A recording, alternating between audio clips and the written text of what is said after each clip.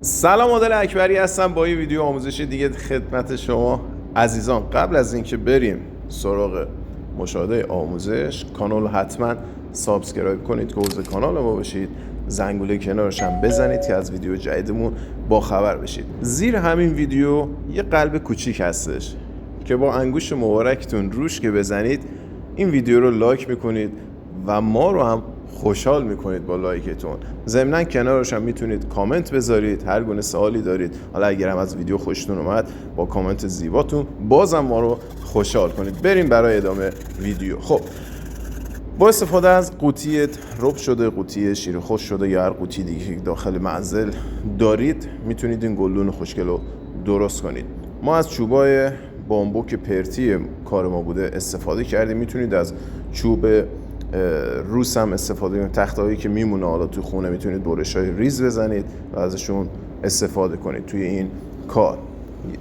یه سایز میگیریم اول به اندازه خود ارتفاع قوطی فلزیمون، یه سایز بلندتر هم میگیریم به عنوان پایه ازش استفاده میکنیم که با استفاده از چسب قطره‌ای آلفا این چوبا رو میتونید روی قوطیتون بچسبونید که در ادامه ویدیو نشون میدم.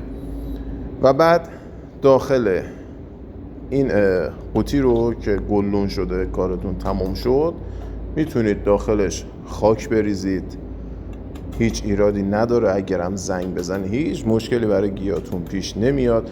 یا اینکه مثل کاری که من انجام دادم میتونید بطری پلاستیکی رو، بطری آب یا نوشابه رو پلاستیکی به اندازه داخل خود قوطیتون برش بزنید، بذارید داخلش و اینکه آب بریزید و گیاهانی که داخل آب میتونید نگهداری کنید و داخلش بذارید که تا آخر ویدیو نگاه کنید.